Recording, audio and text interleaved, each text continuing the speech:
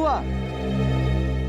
मिट्टी बंजर है क्या? नहीं, ऐसी तो कोई बात नहीं है। तो फिर? ये देखो, मिट्टी में से क्या मिला है। ओह माय गॉड, अब हम क्या करेंगे? करना क्या है, सीआईडी में डॉक्टर सालुंके को फोन करते हैं। Hello, doctor Salunke?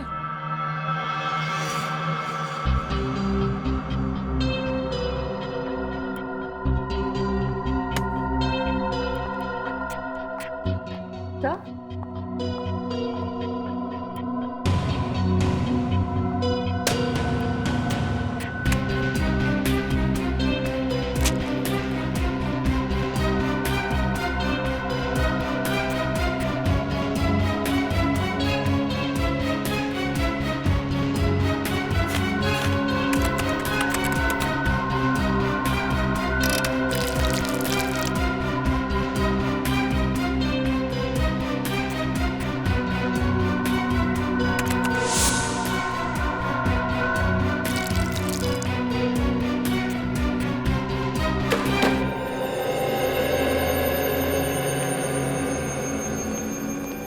आप लोगों का शक एकदम सही था।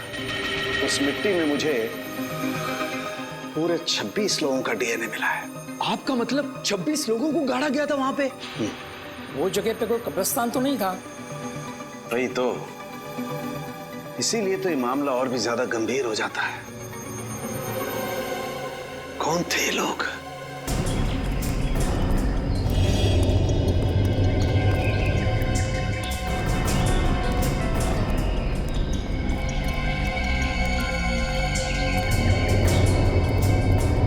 इधर बाईं तरफ और दाईं तरफ क्या है? बाईं तरफ खाई है और दाईं तरफ एक जमीन का टुकड़ा है। अगर किसी को हैकिंग करनी होती है तो वो सीधा इसी रास्ते से ऊपर जाता है। इधर? Yes sir. सर, कहीं वो लोग इस खाई में तो नहीं गिर गए होंगे? पहले चलो देखते तो हैं, आ जाओ।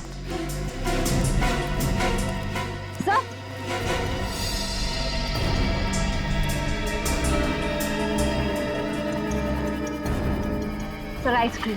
हाँ सर, वो लोग आइस बॉक्स में आइसक्रीम और जूस भी लेकर आए थे सर। मतलब यहीं कहीं खाना वाना खाया है लोगों ने। ठीक है, ये आइसक्रीम का कप, प्लेट, मतलब यहाँ पे बैठ के उन लोगों ने खाना खाया है। यहीं कहीं आसपास टेंट वेंट लगा के आराम भी किया होगा। यहाँ आसपास कोई ऐसी जगह है जहाँ पे टेंट लगाया जा सके? यस सर, उस तरफ। चलो देखते हैं। अच्छा किया जो आप लोगों ने डॉक्टर सालुंके को तुरंत फोन कर लिया, वरना किसी को पता भी नहीं चलता कि यहाँ पर 26 लोगों की लाशें दबी हुई हैं। सर, ये लाशें किसकी हो सकती और यहाँ पे कैसे है? ये तो इस जमीन का मालिक समर्थ ही हमको बता सकता है।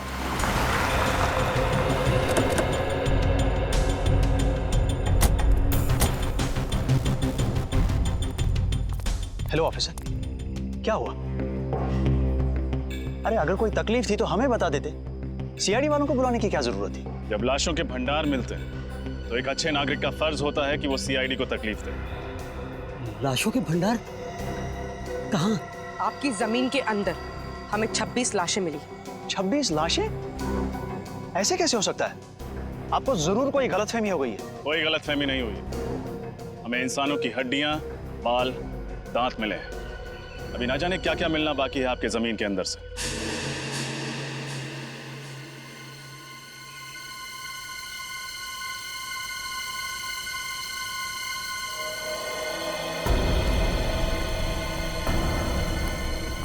भैया यहाँ लेके आओ।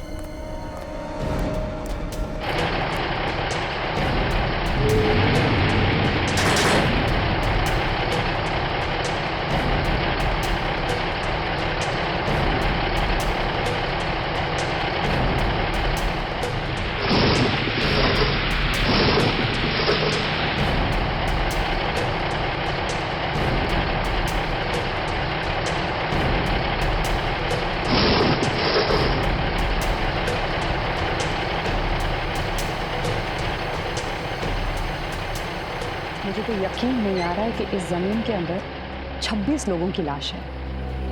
अगर कोई मुजरिम एक भी लाश को गाड़ता है तो वो पकड़ा जाता है, और यहाँ किसी ने 26 लाशें गाड़ी है। कोई भी जुर्म छुपता नहीं है डॉक्टर तारिका। इस अपराध से भी पर्दाफाश हो ही गया। उर्मीन मजदूरों को लेके जाओ, उनको बोलो उस तरफ खुदाई शुरू करें। आप लोग उस तरफ चलिए।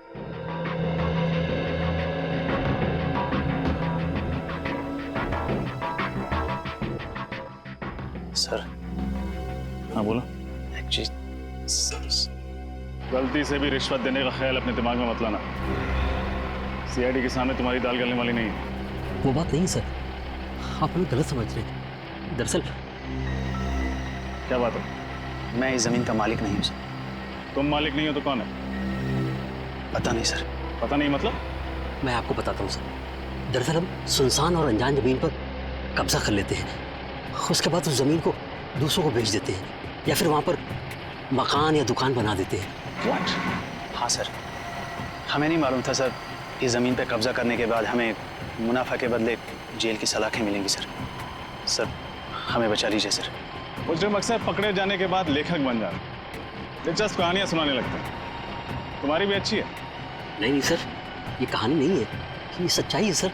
आप ये जमीन के पेपर देख लीजिए सर। आप किसी भी अच्छे वकील को दिखा लीजिए, वो यही कहेगा कि ये नकली पेपर से। तो तुम्हारी कहानी सच्ची भी है, तुम्हें जेल तो जाना ही पड़ेगा।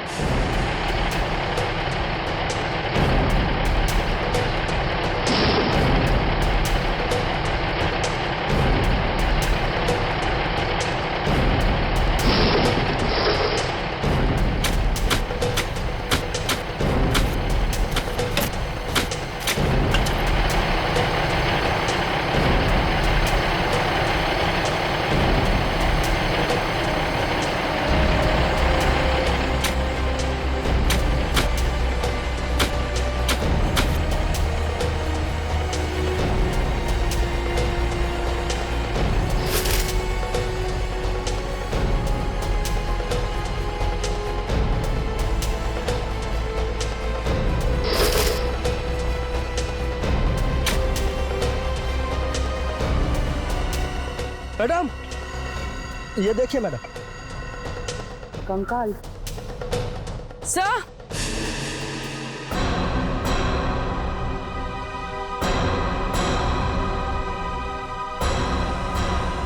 उधर कुछ है? सर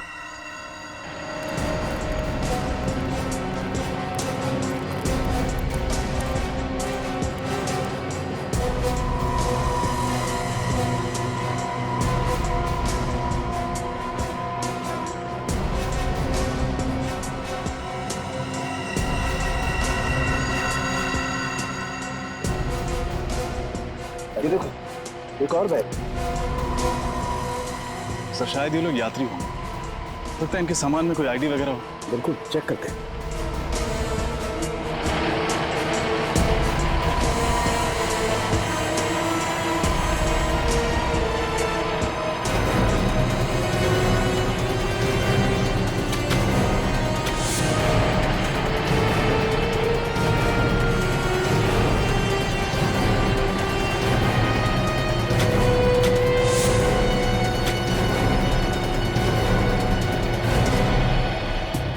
बैग में तो कुछ भी नहीं है, कोई आईडी वगैरह। सर ये देखिए।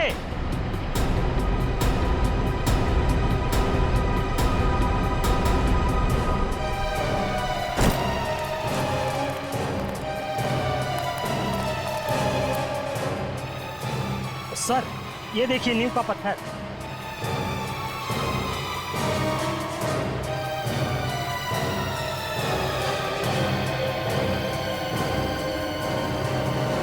कहीं ऐसा तो नहीं कि यहाँ पर कभी कोई बिल्डिंग हुआ करती थी जिसे गिरा कर इस जगह पर कब्रिस्तान बना दिया गया? हो सकता है। पता नहीं वो कौन सी मनहूस घड़ी थी जब हमने इस जमीन पे बुरी नजर डाली, लेने के देने पड़ गए। आप दोनों हमारे साथ ब्यूरो चलेंगे, आपसे पूछताछ करनी है। जमीनों के घोटाले करने के लिए तुम दोनों को गोल्ड मेडल देना चाहिए। Gold medal. जाने कितनी जमीनों पर गैर कानूनी कब्जा किया तुम लोगों ने, और कितने लोगों को जमीनें बेच भी दी। माफ कर दीजिए सर, गलती हो गई। अब हम ऐसी धांधलेबाजी फिर कभी नहीं करेंगे। अरे धांधलेबाजी तो तब करोगे ना जब जेल से छूटोगे। अब आइंदा हम धांधलेबाजी नहीं करेंगे। खज्जर फर्म्स के बारे में बताओ, किसके नाम पर है वो जमीन? बताओ जल्दी। हम सच कह रहे हैं सर, हमें कुछ भी नहीं मालूम। हम तो ऐसे ही जमीनों पे कब्जा कर लेते हैं जो लावारिस होती है। फिर भी कब्जा करने के पहले तुमने रजिस्ट्री ऑफिस से पता किया ही होगा ना कि ये जमीन किसके नाम पे? किया था, और रजिस्ट्री ऑफिस में कुछ महीने पहले आग लग गई थी, जिसकी वजह से इस जमीन के सारे डॉक्यूमेंट चल गए थे। हाँ सर, और जब हमें पता चला कि इस जमीन के आगे पीछे और कोई नहीं है, यहाँ तक कि इसके पेपर्स भी नहीं है, तो हमने तुरंत इसके ऊपर हक जमा लिया। सर, ये रही रजिस्ट्रेशन ऑफिस में लगी हुई आग की रिपोर्ट। आग लगी थी 6 जून 2003 और आग की वजह पेट्रोल। मतलब सर वो आग जानबूझकर लगाई गई थी, जमीन का इतिहास मिटाने के लिए? हाँ पूर्वी, जानबूझकर लगाई गई थी, क्योंकि खूनी जानता था कि एक न एक दिन वो सारे कंकाल जमीन के नीचे से ऊपर आएंगे। इसलिए अपने आप को बचाने के लिए उसने ये रास्ता ढूंढा था। ये पता लगाना चाहिए कि उस नींव के ऊपर वो जो कंक्रीट का कंस्ट्रक्शन मिला है ना, वो ढांचा, उस पर पहले क्या बना हुआ था।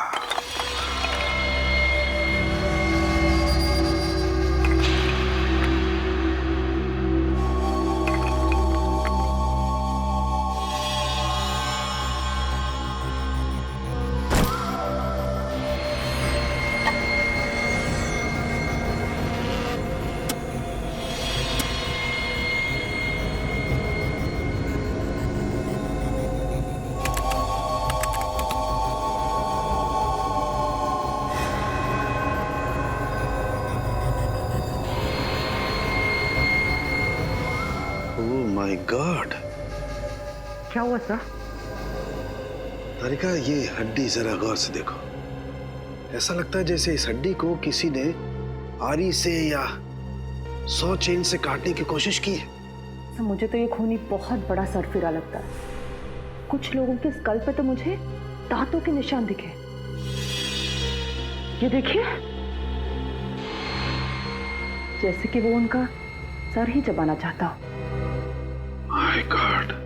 सर, कहीं ये किसी जंगली जानवर का काम तो नहीं है? नहीं रोहन, ये किसी जंगली जानवर का काम नहीं हो सकता है, क्योंकि जानवर किसी को खाने के बाद उसे जमीन में गाड़ने की मेहनत नहीं करता। ये काम किसी इंसान का ही है। सर, अब बस ये पता चल जाए कि इन सब की मौत कब हुई थी, तब जाके हम उस खूनी तक पहुंच सकते हैं। चल जाएगा तारिका, ये भी पता चल जाएगा उस माइक्रोस्कोपिक रेडियोग्राफी के जरिए। Microscopic radiography? सॉरी सर, पर क्या है ये? कभी सुना नहीं इसके बारे में। रोहन, ये एक ऐसा प्रोसेस है जिसके जरिए हम ये पता लगा सकते हैं कि इंसान की मौत कब हुई है। और ये देखो, जिस इंसान की ये हड्डी है, उसकी मौत 7 से 10 साल पहले हुई है, यानी 2003 से 2006 के बीच में इस इंसान की मौत हुई है।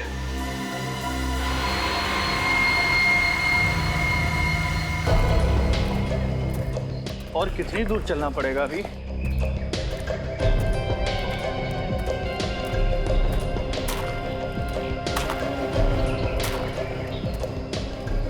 क्या बच रहा है? सर, मैंने किसी के चलने की आवाज सुनी।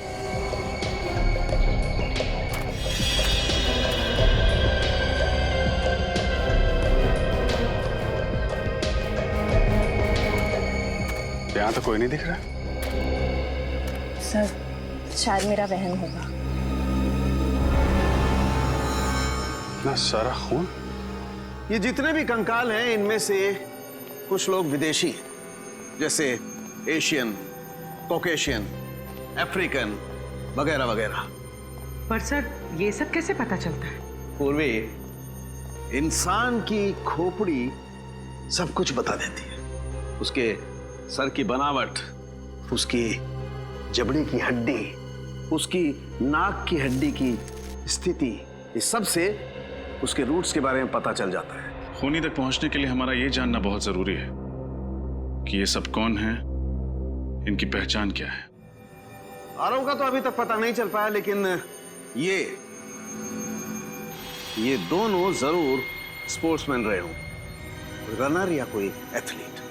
अच्छा, इनके पैरों की हड्डियों की बनावट हम आम लोगों से अलग है क्या सर? हाँ, इनके पैरों की हड्डियां आम लोगों के पैरों की हड्डियों से ज्यादा मजबूत है, जैसी एक एथलीट की होती है। सर? हाँ।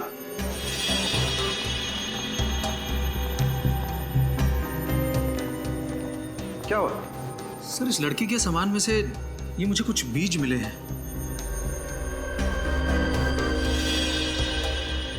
ये किस तरीके के बीज हैं? नागा जोलकिया नाम का मसाला है। ये दुनिया का सबसे तीखा मसाला है और ये इतना तीखा मसाला है कि नॉर्मल नमक या मिर्च की तरह नहीं खाया जाता। तकरीबन हजारों लाल मिर्च की ताकत इस थोड़े से मसाले में है। नागा जोलकिया, कोई ये मसाला इस तरीके से अपने सामान में लेकर क्यों घूमेगा? कहीं ये लड़की कोई रिसर्च वगैरह तो नहीं कर रही थी? खून का सैंपल ले लो श्रेया, बच्चों के माँ बाप के डीएनए के साथ मैच करके देख लेंगे।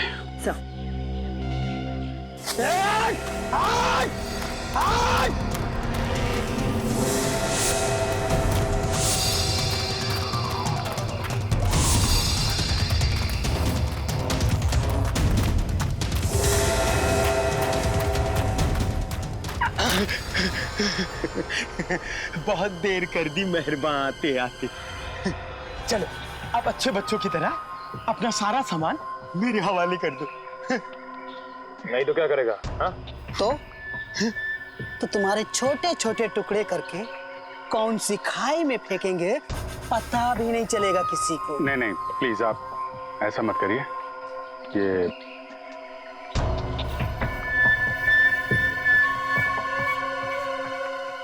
सीढ़ी सीढ़ी और सामान चाहिए आप लोगों को?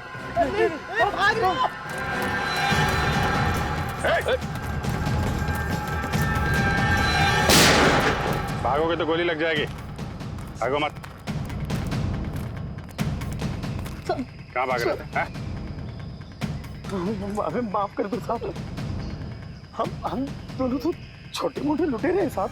मासूम लोगों को लूटते हो, बाद में उनको मार के फेंक देते हो। नहीं साहब, हम लुटेरे हैं, खूनी नहीं है साहब। हम लोगों ने किसी को नहीं मारा साहब। अच्छा, फिर ये 3 लड़के कहाँ हैं? क्या किया तुम लोगों ने इनके साथ? कुछ भी नहीं किया, उल्टा उन लोगों ने हम लोगों को मारा। तो उस पेड़ पे वो खून तुम्हारा है?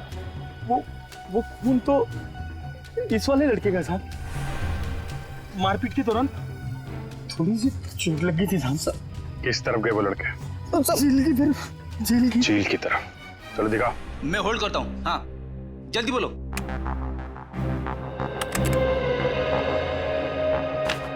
जी हाँ, मैं 2003 की बात कर रही हूँ, आज से 10 साल पहले की। मसाले का नाम है नागा झोलकिया और जितने भी ऐसे खेत हैं जहाँ नागा झोलकिया नाम का मसाला उगता है, वहाँ उस लड़की की फोटो भेज दीजिए।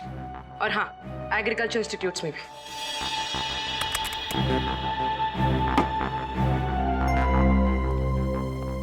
सर, हमें जिन लोगों के कंकाल मिले हैं उनके गायब होने की रिपोर्ट अभी तक नहीं मिली है और इनमें से कुछ लोग विदेशी भी हैं। पता नहीं उनके घर वालों ने उनके गायब होने की रिपोर्ट कहाँ पे लिखवाई है। हो सकता है ना फ्रेडी कि उनके घर वालों को पता ही नहीं था कि जब ये हादसा हुआ तब ये लोग इंडिया में ही थे। लेकिन एक खज्जर फार्म से ही पता चलेगा कि ये सारा चक्कर क्या है। सर, एक बात बड़ी अजीब है, खज्जर फार्म के आसपास दूर दूर तक कोई भी जंगली जानवर नहीं है, तो लोगों को मार कौन सकता है उनके मांस के लिए? सर, कहीं कोई आत्मा नरबक्षी तो नहीं है? वो चाहे कोई भी हो, फिर चाहे फ्रेडी, वो तुम्हारी आत्मा ही क्यों ना हो, अब नहीं बचेगा ये हमारे हाथों से। ये रही झील।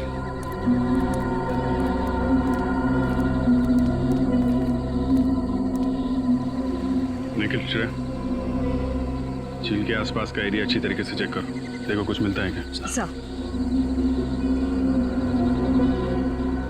साहब हम लोग जा सकते हैं? तुम लोग जाओगे लेकिन सीधे जेल जाओगे।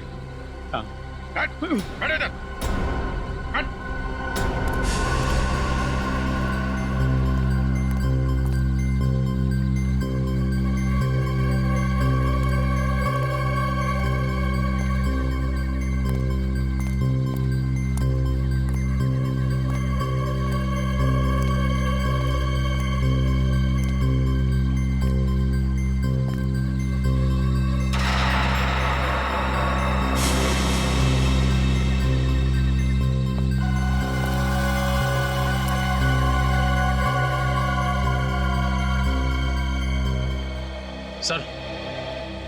सर ये टॉल मिला है सर, इस पे खून लगा हुआ है। जरूर ये किसी घायल लड़के का ही होगा। काफी गहरी चोट लगी है उसे। इतनी जख्मी हालत में रात कहीं ना कहीं टेंट में गुजारी होगी। वो क्या बता रही थी आप? वो टेंट वाली जगह कितनी दूर है यहाँ से? बस यही पास में है। चलिए दिखाइए जरा। चल चल। यही वो जगह है। सर ये टेंट तो मेरे दोस्तों की है सर। ये एक मिनट, ये रुकिए आप लोग।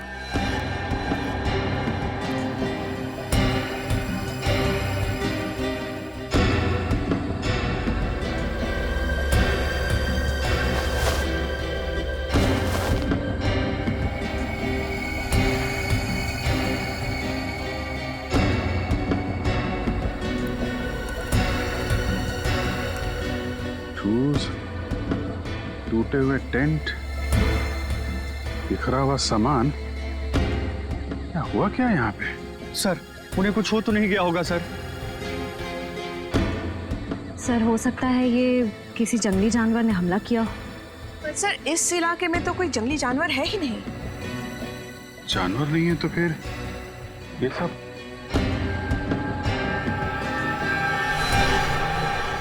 ये क्या?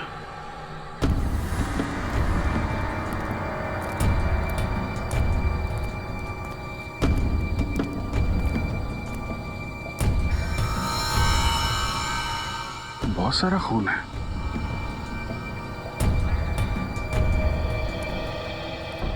अगर इसमें तुम लोगों का जरा भी हाथ हुआ ना तो तुम लोगों का वो अंजाम होगा कि तुम लोग सोच भी नहीं सकते।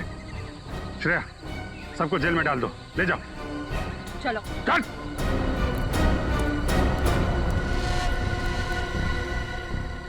यहां से आगे घसीटने के निशान भी दिख रहे हैं। देखते हैं ये निशान कहां लेके जाते हैं।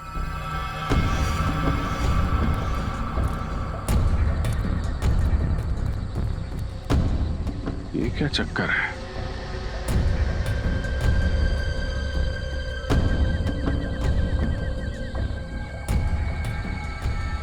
एक मिनट आप लोग यहीं पे रुकिए। सर मिट्टी काफी ढीली लग रही है, ऐसा लग रहा है हाल फिलहाल में खुदाई हुई है। मामला गड़बड़ लग रहा है।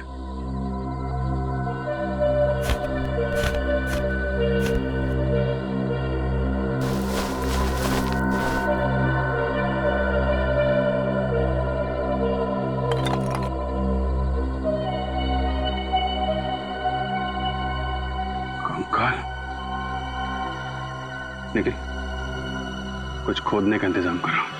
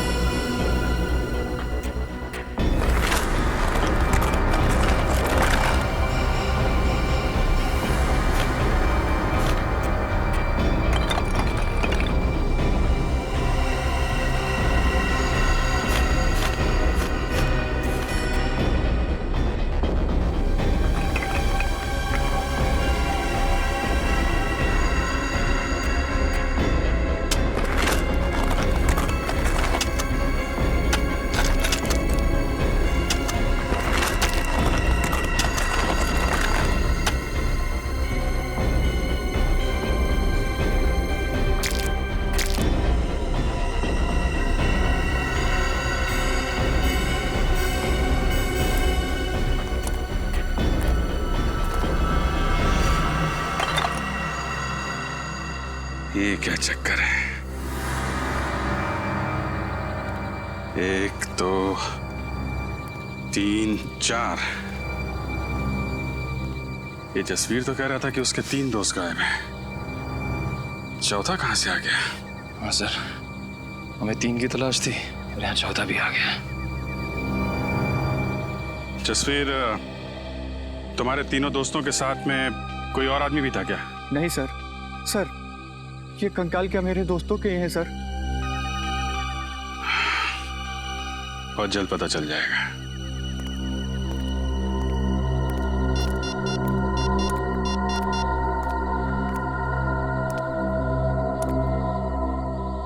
हाँ तारिका जी, आपको जंगल में आना पड़ेगा।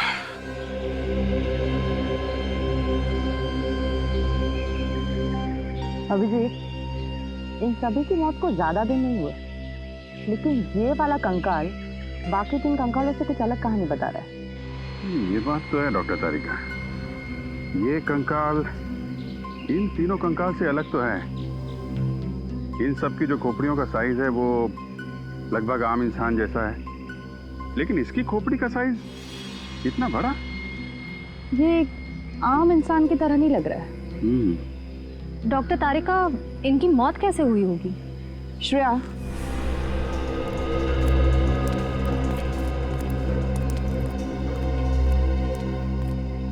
इसकी गर्दन पे और छाती पर दांतों के काटने के निशान हैं, पर फोरेंसिक में टेस्ट करके ही सही नतीजे पर पहुंच सकते हैं।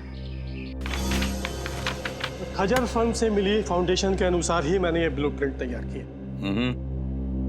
काफी बड़ी जगह है ना? जी सर, इसको देखकर नहीं लगता है कि ये किसी का घर या ऑफिस होगा। 2 स्विमिंग पूल की जगह छोड़ी गई है सर। 2 स्विमिंग पूल तो किसी होटल या रिसोर्ट में ही हो सकते ना?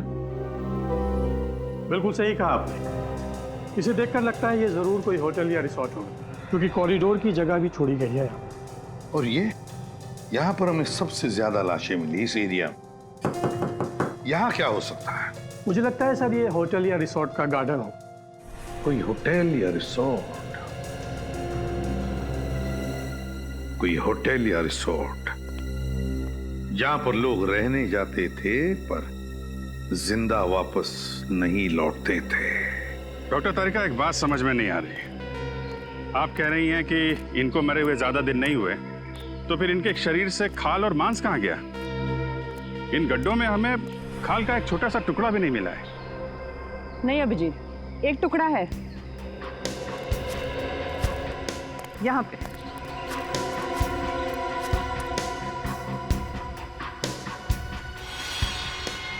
ये देखो, मांस का टुकड़ा है। जी हाँ सर, मैं पहचानता हूँ इन्हें। ये दलजीत है और ये मयंक, दोनों नेशनल लेवल के रनर्स थे। दोनों नेशनल लेवल के रनर्स? पर हुआ क्या, गायब कैसे हो गई ये? सर 10 साल पहले अप्रैल 2003 में मुंबई में एक इंटरसिटी टूर्नामेंट हुआ था। ये दोनों उसी में भाग लेने आए थे। टूर्नामेंट खत्म होने के बाद हम लोग तो उज्जैन वापस चले गए, लेकिन ये दोनों माथेरान घूमने जाना चाहते थे। फिर? सर इन लोगों ने रिक्वेस्ट की थी कि ये 2-3 दिन में वापस आ जाएंगे, लेकिन इनकी कोई खबर नहीं आई। इस लड़की को तो आप जानते ही हैं ना? हाँ सर, ये रिया है। ये पंचगिनी गई थी हाइब्रिड प्लांट के रिसर्च के लिए। मुंबई रुकने का इसका कोई प्लान नहीं था, पर शायद उस रात काफी हाईवे पर जाम था, इसलिए मजबूरी में यहाँ इसे रुकना पड़ा। खज्जर फार्म में? जी। पूर्वी ये तीनों के तीनों, ये 2 लड़के और ये लड़की मुंबई शहर के नहीं थे, बाहर के थे, बाहर के। और सर ये तीनों खज्जर फार्म में रुके थे। वही तो, तीनों खज्जर फार्म में रुके। इस मांस का रंग बिल्कुल सफेद हो गया है। डॉक्टर तारिका, ऐसा सफेद तो केमिकल की वजह से होता है ना?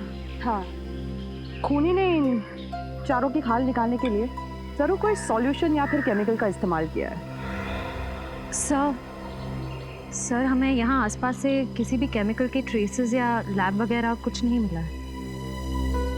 इसका मतलब इन चारों को मारा कहीं और गया है और बाद में इन्हें यहाँ पे लाके गाड़ दिया गया।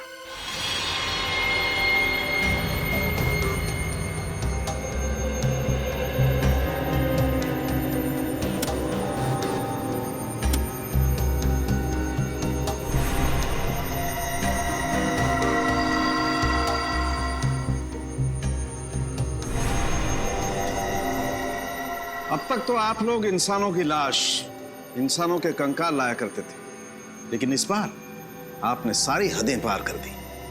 क्यों लॉर्ड सर?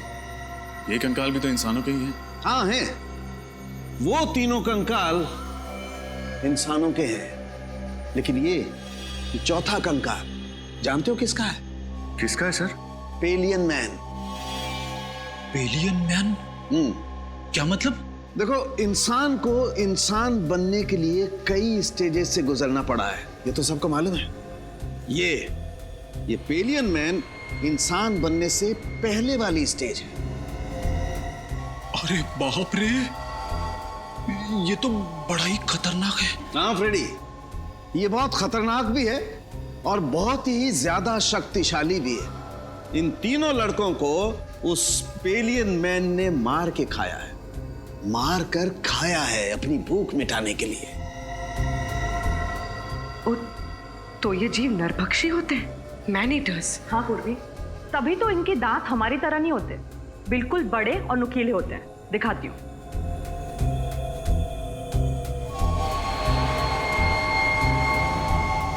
ये देखो, और इस तरह से घुसते हैं।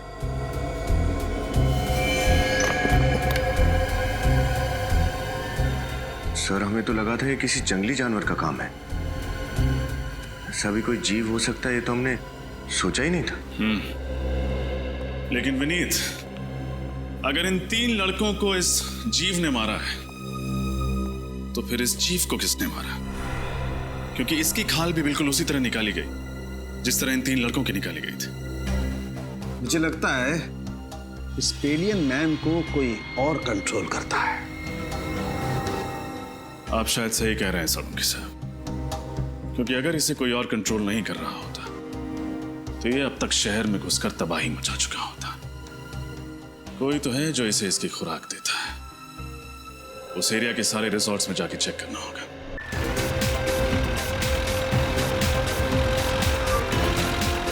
सर, ये रिसोर्ट और कितनी दूर है? बस थोड़ी देर में आ जाएगा, वो देखो।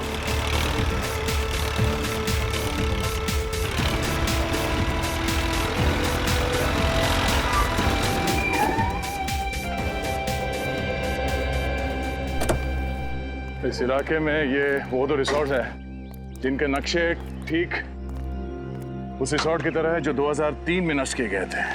अब सर, उन तीनों लड़कों का और उस आदि मानव का कंकाल भी तो हमें आसपास के एरिया में से मिला था ना।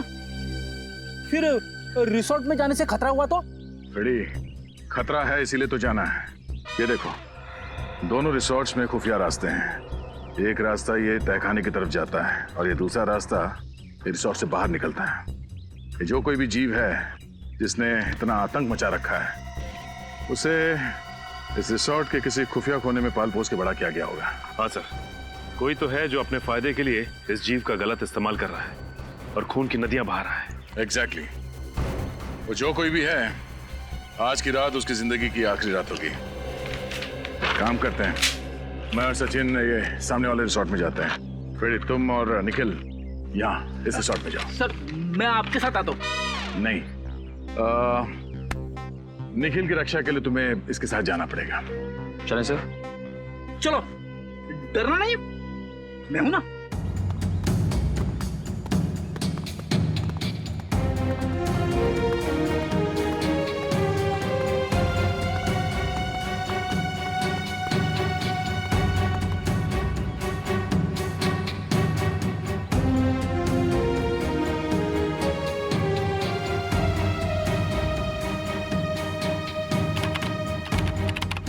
कमाल है, हमें तो लगा था उन तीन लड़कों के हादसों के बाद हमारा बिजनेस कुछ दिनों के लिए ठप हो जाएगा। वैसे आप लोगों को डर नहीं लग रहा ट्रैकिंग करने में? आप किस हादसे की बात कर रही है? हमने तो ऐसा कुछ सुना नहीं था। चलिए, अच्छी बात है कि आपने ऐसा कुछ भी नहीं सुना। वो कहते हैं ना, इग्नोरेंस इज ब्लेस। अच्छा, वैसे ये बताइए कि हम लोग अपने कमरे में खाना कब तक मंगवा सकते हैं? रात में 11 बजे तक। उसके बाद रिसेप्शन पे कोई नहीं रहता। वैसे चलिए, आइए।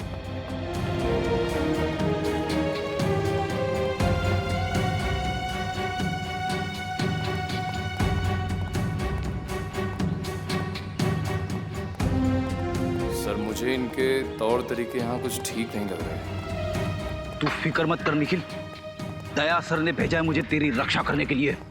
मैं तेरी मूंछ का एक बाल भी बाका नहीं होने दूंगा। लेकिन सर मेरी तो मूंछ ही नहीं है। तू उगानी चाहिए थी ना।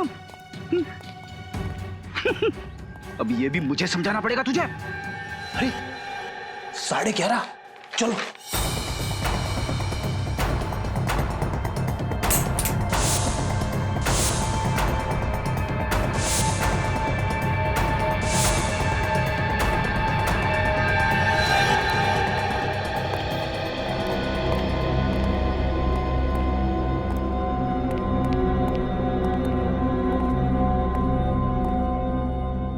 दरवाजा तो कॉरिडोर पे खुलता है, नीचे चलते हैं।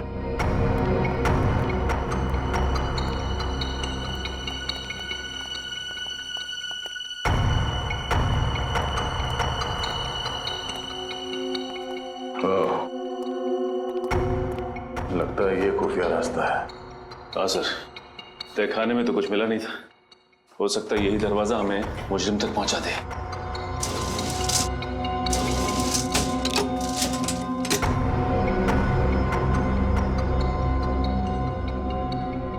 तो दरवाजे पे बुरी तरह से जंग लगी हुई है। ऐसा लगता है दरवाजा काफी साल से खुला ही नहीं है, किसी ने हाथ तक नहीं लगाया इसे।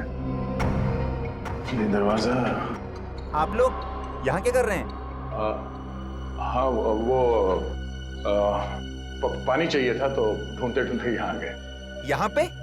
यहाँ पे नहीं, हम लोग रिसेप्शन की तरफ जा रहे थे, लेकिन रास्ता भूल गए। वैसे ये रास्ता कहाँ जाता है? कहीं नहीं, ये दरवाजा हमेशा बंद रहता है। इस रिसोर्ट में और भी कई दरवाजे हैं जो हमेशा बंद रहते हैं। ये रिसोर्ट तो भूल भुलैया है। आप लोग अपने कमरे में चलिए, मैं पानी लेके आता हूँ। सर अगर इस रिसोर्ट में कुछ नहीं है तो फिर जरूर अगले रिसोर्ट में कुछ होगा। इस फ्रेडी को फोन करके देखते हैं।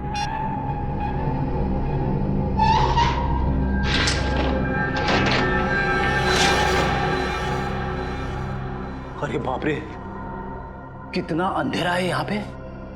ना तो कोई बल्ब है और ना ही ट्यूबलाइट। लगता है फ्रेडी का मोबाइल नेटवर्क एरिया में नहीं है, लग नहीं रहा। सर एक मिनट, मैं निखिल का ट्राई करता हूँ। ये यहाँ पे दरवाजा है। नहीं लग रहा सर। एक काम करते हैं, वहीं चल के देखते हैं।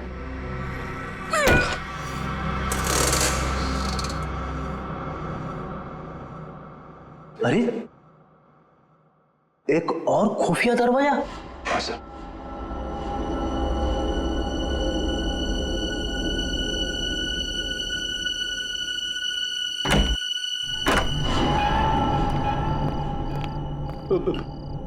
मैंने सुना है अक्सर ऐसी बंद अंधेरी जगह पे आत्माएं होती है।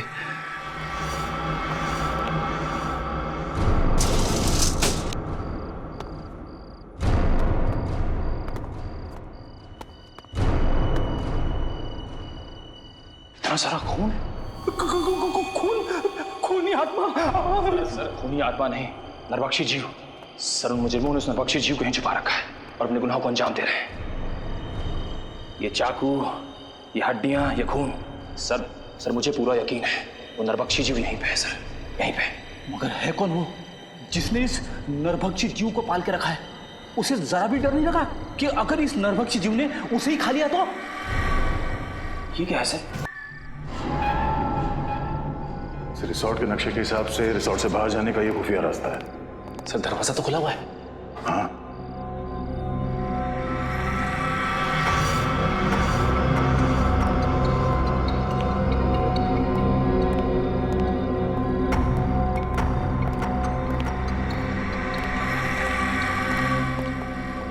दो पलंग?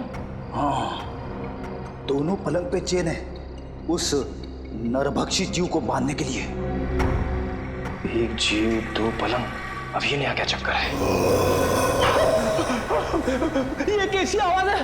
किसी जानवर की आवाज लग रही है। सर दो पलंग, कहीं ऐसा तो नहीं यहाँ पे दो नरभक्षी जीव है?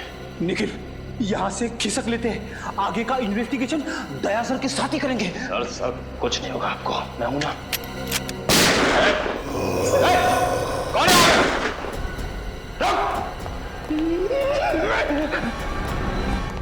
ये गेट खुला है सर, फिर तो फ्रेडी और निखिल इधर ही गए होंगे।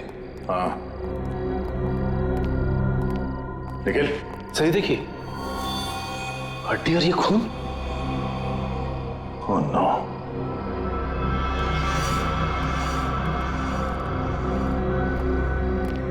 ये क्या?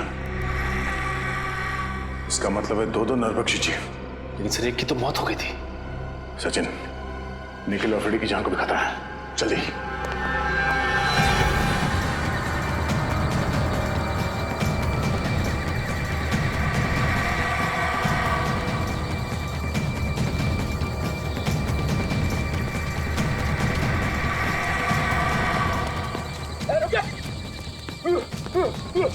भागना मत, वरना गोली चला दूंगा। रुक।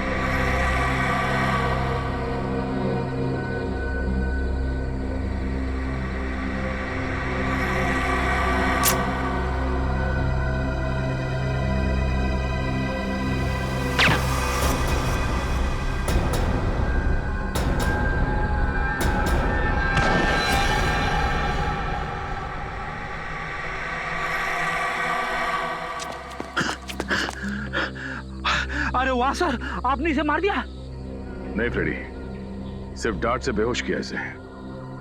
अच्छा हुआ सर आप लोग आ गए, वरना आज मेरी वाइफ का सुहाग उजड़ने वाला था।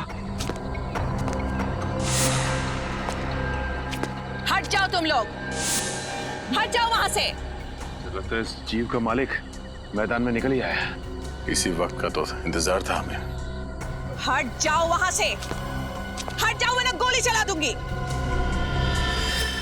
अरे सर, ये तो दीपिका। हट जाओ। गन नीचे करो। निकल जाओ यहाँ से। गन हटाओ, गन नीचे रखो। मैं कहती हूँ हट जाओ वरना गोली चला दूंगी। दीपिका गन नीचे करो। मैंने कहा हट जाओ यहाँ से। सचिन,